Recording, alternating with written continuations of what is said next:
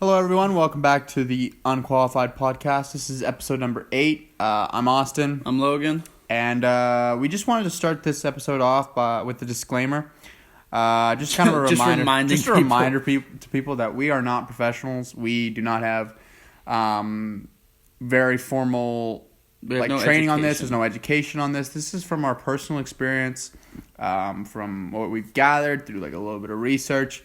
But this is by no means the end-all, be-all of health, fitness, nutrition, lifestyle, or podcasts even. So, I just want to start off with that. The topic today is... we want to talk about discipline. So each week or every 10 days we want to get a podcast out because we have very busy schedules. So every 10 days we're trying to get podcasts out, and we're going to try and have them catered towards... a topic. Something. So this week we have discipline. We want to do ones just on reading or meditation or on cutting things out of our lives or relationships, just different things, so that people can tune in and not have to skip through different parts of the podcast if they don't want to, and they can skip some podcasts and just keep going and watch some of them if they want or whatever. But yeah, this one's about discipline, and I really was. When I was thinking about why choose discipline for this one, I want to talk about because we both have significantly dropped off on the amount of drinking we do. Yeah, drinking and even just bad foods. And I think that's a big part and it's not necessary to completely cut it out. It's just for us. Moderation. It's just for us. And then for us, what we had to do because we needed to was cut it out completely. I shouldn't say completely. Cut it out for the most part. Very rarely are we having anything to drink, having any alcohol, or very rarely are we eating any big, having a full blown day of just terrible eating. Everything is kind of it was disciplined. very good for me. I was really figuring it out. Throughout Christmas and New Year's and all that stuff, I don't know. You had the Hockey World Juniors on, and you had TV on. I wasn't working at that time. I'd taken 2 weeks off, and you just find it's 6:00. Let's have a beer or two. Yeah. Let's have a third, and you're not drinking it drunk or you're not getting drunk, but you're having 3 beers, and the next morning you don't feel as good as you wanted to, and then it took. I don't know, getting out of that hump kind of thing and deciding not to spend money on alcohol to go oh wait, maybe let's not keep doing this. Yeah, no, it puts a huge dent in your wallet, and it's huge. Everyone knows that, though. Yeah, and everyone knows that, and everyone kind of knows that if you have a couple consistently, it's not really the healthiest thing. No. So that was something that we both really.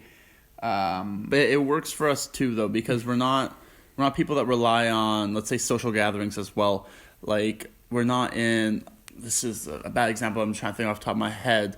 We're not in a business... We don't have a business job where we go out with clients and we'll have a drink or two with them. It's not a thing. For us, we both are very, very concerned with our athletic performance and wanting to be the best that we can. And drinking just does not align with the goals that we both have for our individual sports. And I think that's very important when you're setting goals. You need to be realistic on what you can and can't do to help achieve your goals. And discipline's a huge part when it comes to athletic goals, especially, and also with just goals in general. If you're talking about working hard at school to get to the job you want, discipline. You're gonna have to make the sacrifice. You're not hanging out with friends. You're sitting down. You're doing the work. You're doing your homework. Or with sports, you could be going out and eating this and that, and I can just have one cheat meal, or I can miss stretching today, or I can miss this workout. And disclaimer, it doesn't mean don't take rest days. Rest days are very important, but when you're talking about sports, discipline and consistency. That I think is the word that I think comes to mind for me. Consistency? When I think of discipline is consistency. Because everything that we have and everything that we do for bettering ourselves, relationships, all that stuff, it all started for athletics. Mm-hmm. None of this would be here if it wasn't for us being athletic people who focus on sports. Yeah. So if you have that one thing in your mind that keeps you going, that will make it easier for you to keep. I don't want to keep saying discipline throughout the podcast, but to keep that discipline. Because at the end of the day, doing things. This is a great quote I got from Rob Dial, who is Mindset Mentor. His podcast on Spotify. I think it's on Apple and whatever else too. But he said, "Don't say when you tell yourself, oh, I'll have a cheat meal because it's fine. Say I don't care enough," and that will really put it in perspective. Because I would go and I'll just have a cheat meal. Or I'll have some McDonald's or this because it's been. I don't know, however many months I had last. Might as well have a little bit here. But instead of saying, I earned it or something like that, just going, I don't care enough about my goals. And then you kind of trick your brain into going, well, fuck. Shut up, Logan. Go home. You don't need McDonald's now. You don't need McDonald's. Yeah. You don't need this, that, or the other thing. Yeah, so that was a big thing that I started living with or started using in my life is telling myself, I don't care enough. As like a response to my body or my mind going, hey, well, maybe you could do this today because you haven't done it recently, and it was something negative. No, I'm starting to do that. My thing is, instead of, it's not as much of I don't care enough for me. My motivator with discipline is, what is somebody else doing? Right. What are they being more disciplined than you? I find that I'm most motivated if I can feel like I'm pushing when others aren't. There was a great quote. I can't remember where I heard it from. Forgive me for paraphrasing. I'll try to see if I can remember it. But it was something along the lines of, I want to do today what others won't, so I can do tomorrow what others can't. Right. And that's, I think, is that for me is one of the reasons I stay disciplined. And we all know, everyone can hear that. It's like anything in life. We know what the answer is. We know discipline and hard work is the key to our success. But it's about finding that motivation, finding your way, your reason, your why. And that's my why. And I think that's finding your own why is very important for making sure that you stay disciplined. Yeah, that's pretty. Yeah, I guess it would be the why for almost everyone, but yeah. I look at it and I try to take motivation out of my reason for all the discipline I have in my life. Why do you do that? Because motivation can leave you. Everyone gets motivated throughout the day. Mm-hmm. You'll have the little pockets where you'll see a video or you'll read a part in a book, or you'll see someone go, I can be better than that. So you'll have those little fleeting moments of, well, I could do better, but those don't last. And a lot of the times you can have a motivational moment and then not act on it. But I try to focus on being driven instead. And that might just sound like some cliche throw around words that kind of seem the same. But if I'm driven for a goal, for me it's to be as good as I can in the sport that I do. Being driven means a long-term thing. It's something that I focus on all the time. Being motivated, I could be motivated to do the dishes. Yeah. That's not going to help me in long term. I'm driven to be the best that I can. So that's why I try to think of it in that sense.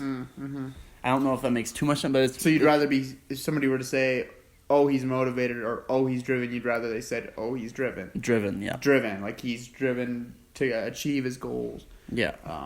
That sort of thing. Because motivation comes and goes, but you can't be driven to do the dishes, but you can get motivated enough to do the dishes and just keep going with your day. I kind of agree with that. I think our ideas differ. Not even differ. I think self-motivation for me is the big thing. It's not, like you said, the external motivations, they come, they go. But for me, self-motivation is pretty much the same thing as being driven, being able to be like, no, this is what you want. Your goals are this. So self-motivate. Like when who was it? David Goggins. everybody laughs at him. He's like, don't listen to music, because what happens when the music's not there and you have to be motivated or something like that. And a lot of people are like, well, music's there or whatever. It's like, no, really. What happens when you need to dig deep and there's no one there to pump you up? Especially if you have a sport that relies on running a lot. Yeah. That's the big thing. So he was talking about running. I think I heard that on the Joe Rogan podcast. Much only runs. Was the first thing. And to be fair, I think he's very extreme, but I think some of his ideas are good to take from. And you know, it's true. Like, how are you going to motivate yourself? That's not to say that I don't run with music. For playing a running sport, I hate running. I think it's, I don't know what it is, but when it's just long, continuous runs, I need music to kind of get into the zone for me, and that's just to build the cardio, because when I'm playing rugby, I'm in the zone. I don't need something to get in the zone. So that's something I'm working on, but he's right in the sense of what happens when no one's there to motivate you. There's nobody, or when the motivation just doesn't work. Have you ever had it? No, I'll ask you this. Have you ever had it before a game, like a rugby match, or when you're like rolling, and you just feel flat? Those songs don't hit you. You flat, and you put in your music, and you play the songs, and it's just like, no, like, I don't care how loud it is, how much I'm visualizing, or how I'm trying to connect it to myself. This song just isn't pumping me up. Well, how are you gonna motivate? That's where I try to differ from the motivation part, and I start looking to driven, but then also my why. Yeah, because I connect the driven and the why, which I think we're kind of doing a circle here with it. But having my why for certain things. So even if, let's say, when I do play rugby together, we're on the same team. If I'm sure, sweetie, sure you are. If I don't want to play that day, or if it's just not the same or something, I start looking to a why should I still play, or why should I still keep going. I look around. It's so cliche, but I look around the room and I start looking at the people. Yeah, it's for the people who are there with you. Because on my days where I do feel good, and I would be so pissed off if someone wasn't feeling as good as I was, and they let the team down in a certain sense. So I make it into I have to do it for them. Or even if it's an individual sport, you have coaches, right? So you got to look to, I have to do this for them too, even if at the very end of the day you don't want to at that point. You got to dig deep. Yeah. So I have that why, and normally that why comes from putting a good amount of time in, because you don't have a why of, I have to do it for them if you don't know them, if you don't care about them. But if you spent the time working hard with people, then you really, really, really want to do well for them and for yourself. So I agree with you, but the question I want to ask is, so you think the why is the most important? Having a why is the most important thing for keeping discipline? Yes. Yes. For discipline, for being driven, for why we live our life, for any other stoic thing you can think of. Well, I was reading a book called Legacy. It's upstairs. Legacy, and it's on, funny enough, the All Blacks and their success, and how they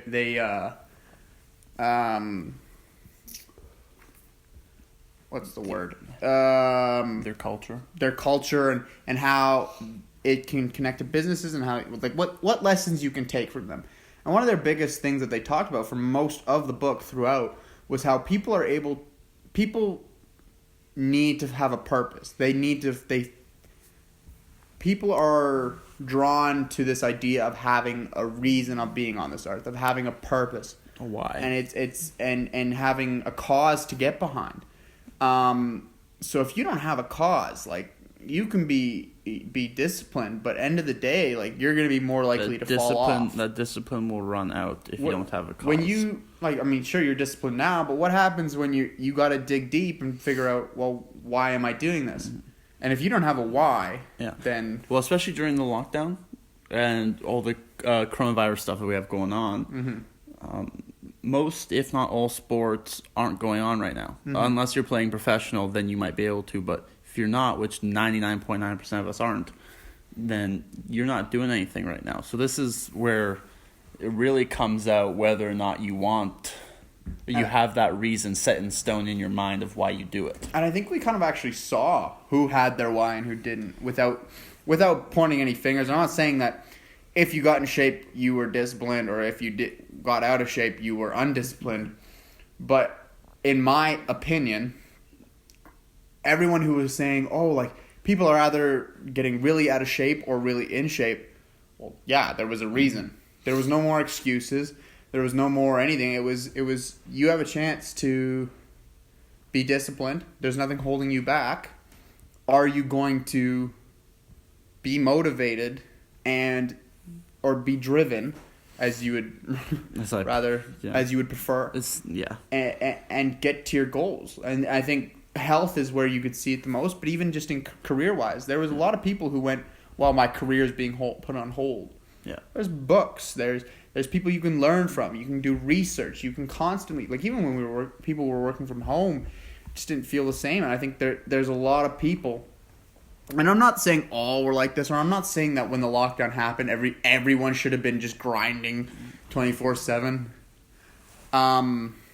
But I think that there was... Everyone knows a person or two, or the two different styles of people. Yes. Yeah, the people who took advantage of the lockdown and the people that made it woe is me. And I think that was just about people's mindset.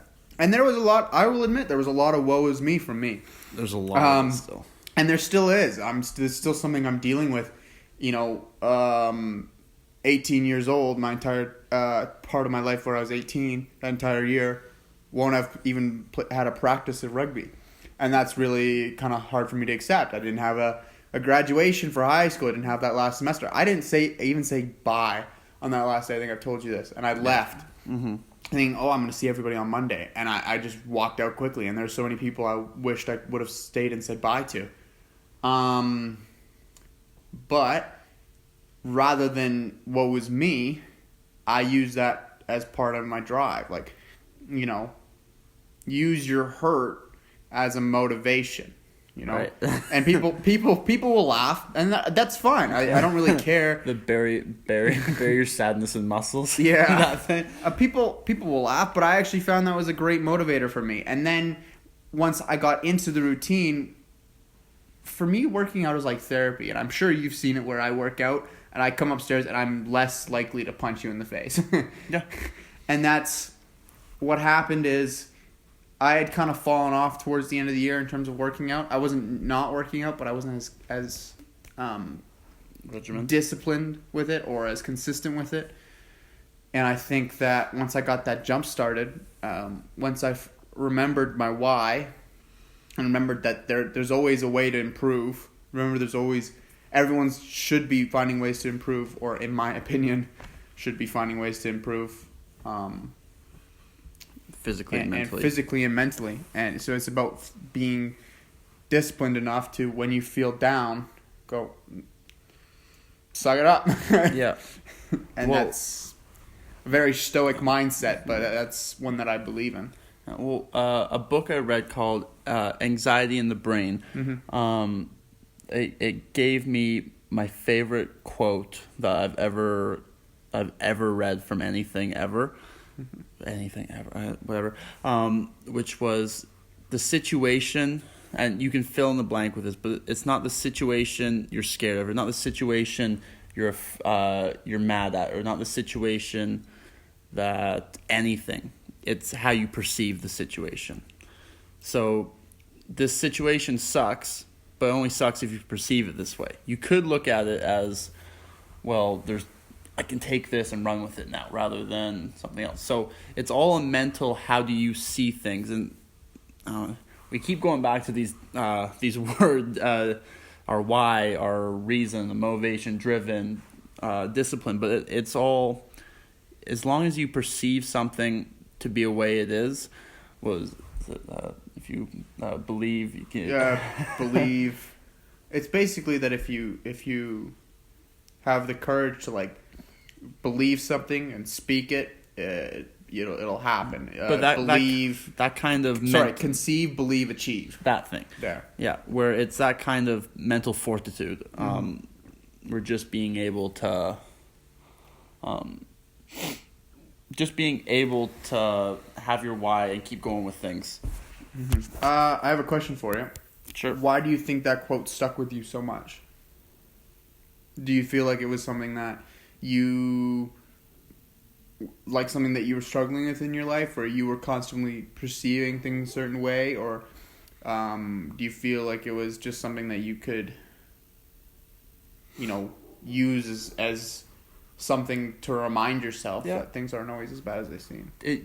A little bit of all of that. So before in my life, I was a very woe is me person, where I would let things get to me and then everything got to me.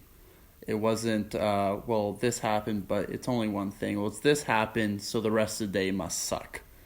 And it was all how I set my mind up to view things. Mm-hmm. But being able to read more stuff and figure things out and meditate and all the other things we talk about, you start to realize, no, it's just the voices in the head playing games on me. So that quote stuck out to me because it's something I've been trying to practice with myself for about a year and a half, 2 years now, and something that's been going really, really well. But that's why it stuck with me the most, because it's just what you. Life is what you make of it. Yes, exactly. Life is about the mindset that you bring into every single day. Mm-hmm. Yeah. And you see it, you wake up one day and you're like, oh, today's going to suck. When have you ever woken up and said today's going to suck and that day's been great? Yeah, Very rarely. And when have you woken up and been like, today's great and it's great? Yeah. So they're usually correlated. Now, obviously, there's a few exceptions. Something happens during the day, but you get a little angry, or something great happens. But you get the general idea of it's about mindset. It's about how you approach each day, like just your average day. Mm-hmm. Because you can, even if you do wake up with, it's going to be a bad day today, the most normal people will take that and run with it as it is. However, I'm starting to realize the biggest thing you can do for yourself to have a successful day is mantras or jingles or mantras are huge. Sayings, which is something I didn't think or I thought was cheesy, because who the hell talks to themselves like that? Like, yeah, actually, no, who does that? But just walking around saying important. You're gonna have a great day for like 2 minutes straight while I'm getting dressed, or saying like you are awesome, or just stuff like that. Positive affirmations. Yeah, and just refusing to allow my brain to sit on, we're gonna have a bad day today, or come on, I don't want to do this, or I don't want to go to work or something, and telling myself, well, no, we're gonna have a good day. It's gonna be fun, no matter what. It makes things more enjoyable overall. Granted, there's no perfection, but it's never about perfection. It's about getting better slowly. Yes. And just to bring it kind of full circle, back to discipline. Great transition. Sorry for rambling a little bit. This one, it's a little bit tough because we wanted to stick on discipline as a topic. However, there's so much more to it, peeling the onion kind of thing. Yeah. There's so much to all this stuff. So we're trying not to just keep going in circles with what we're talking about. And sorry if it might feel that way, or if it sounds like we're running out of things in our mind to say. Like Michael Scott said, start a sentence without even knowing where it's going. But we're trying not to go off on a rant and trying to keep it on topic without just saying, well, discipline is this, and discipline is this for me, and like expanding a bit. Yeah.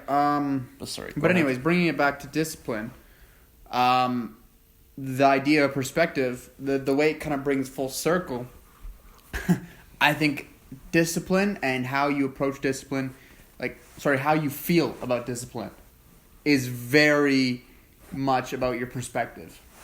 And that might not make sense, but let me explain it a little bit more. Same thing as if you wake up, like I said, you wake up, you say it's going to be a great day, right? You're probably going to have a great day. If you wake up and you go, wow, this is great, I'm sticking to my discipline, it's good, I'm seeing results, take some time to reflect, right, and think about how much good it's done for you, and think of the positives that will come out of it, you're more likely to stick to discipline, in my opinion, and from my experience. Now, On the flip side, you wake up and you go, wow, I really wish I ate that cheeseburger. I was really craving it. Or, man, why am I doing this? I don't want to work out. We don't have sports for a couple months. I don't have sports for a couple months. I can take a month off and then come back to it and still get in good enough shape. Or, I don't want to read that book today. There's a great show on Netflix. I'll read the book tomorrow. Mm-hmm. If you have the kind of the outlook on discipline that's like, well, why do I have to do it right now? Or procrastinating or this negative view, you're probably not going to stick to it. And that seems very obvious, but I think it's something that, like a lot of things, you know that you're not supposed to look at it with a negative attitude. But most of us do. Most of us wake up in the morning and go, I don't want to wake up early. I don't want to work out. I don't want to eat clean. I want to eat more when I know that I shouldn't. I don't want to drink this water. I'd much rather drink this giant soda or slushy. Yeah. Well, I think it's super, not easy, but it's so much easier for us because we both live together.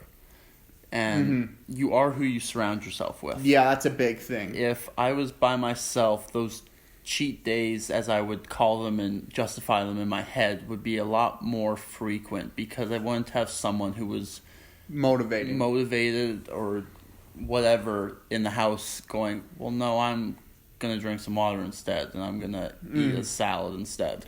And so it's a keeping you in check kind of thing.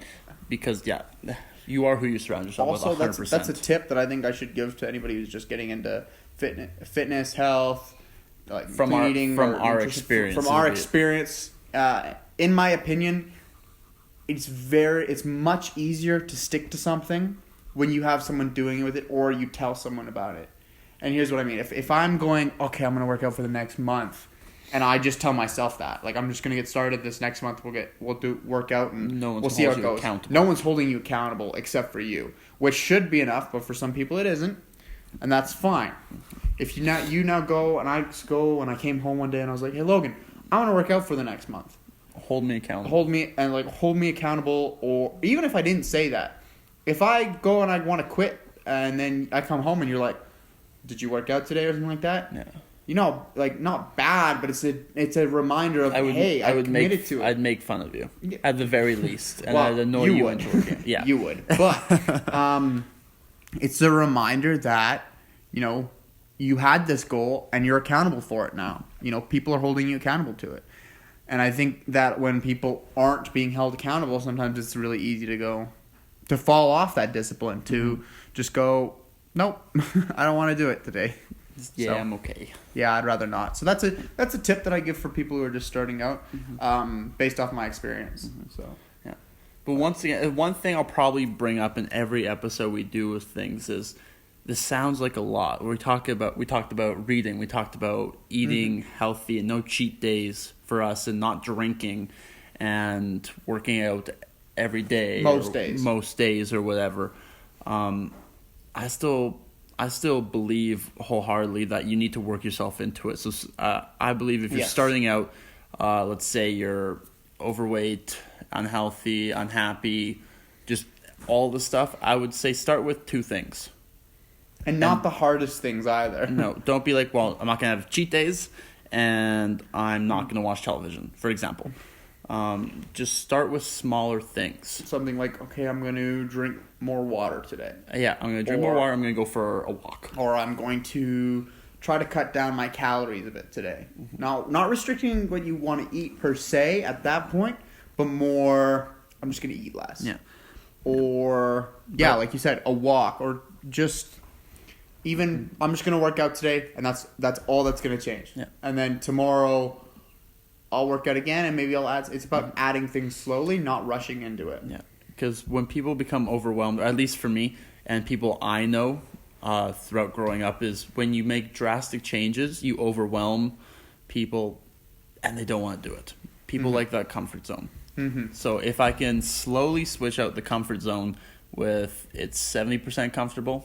Okay, maybe it's 65 today, 60, and you keep going down the ladder until eventually that 60, 55, 50 goes back up to 60, 65, 70 because you're doing the same things and it's just becoming natural for you. Mm-hmm. don't overwhelm yourself with anything you do, but find your why, because that will be the key to why you're doing it, of course, and then help you stay disciplined. Yes. And discipline.